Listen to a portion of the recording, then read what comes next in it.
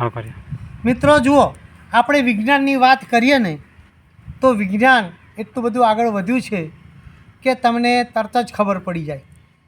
પહેલાં મહાભારતના સમયમાં એક જ માણસ એવો હતો જે બેઠા બેઠા યુદ્ધ જોઈ શકતો હતો. એમ અત્યારે ટીવીની શોધ થઈ અને ટીવીમાંથી પાછી મોબાઈલ આવ્યા. તો ટીવીમાં આપણે મેચ ગમે ત્યાં ગમે તે દેશમાં રમાતી હોય પણ ટીવીમાં ઓનલાઈન નેટ દ્વારા દેખાય. એમ મોબાઈલમાં અત્યારે એવું છે, તમે વાતચીત કરી શકો છો.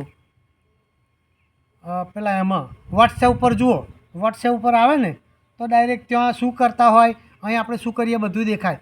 પહેલાં લોકો નહોતા માનતા આ બધું, પણ હવે જેમ અનુભવ થાય એમ બધા માને છે. એટલે આવું છે વિજ્ઞાનનું કામ ભાઈ, કે પહેલાં તો ગળિયાના વખતમાં ખાલી રેડિયો જ આવતો હતો અને આટલું નાનું બ્લેક એન્ડ વ્હાઇટ ટીવી આવતું હતું. અમે મહાભારત રામાયણ જોઈએ ને ત્યારે બ્લેક એન્ડ વ્હાઇટ ટીવીમાં જોતા હતા.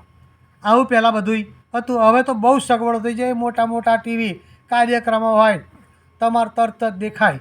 આવી તો વિજ્ઞાનની પ્રગતિ છે. વિજ્ઞાન તો બહુ ઊંડું છે ભાઈ, વાત કરવા જઈએ ને તો એનો પાર જ ના આવે. અવકાશમાં માણસો ફરતા થઈ ગયા, આકાશમાં ઉડતા થઈ ગયા. પહેલાં પુષ્પક વિમાન દ્વારા મંત્ર વડે રાવણ પેલા વિમાનને ઉડા એવા મંત્ર આવતા હતા. હવે અત્યારે યંત્ર થઈ ગયું, એ યંત્રથી વિમાનો ઉડ્યા જ કરે છે. પુષ્પક વિમાન કરતાં પણ આગળ છે. આવું છે મારા વાલા મિત્રો. આવજો, ચાલો.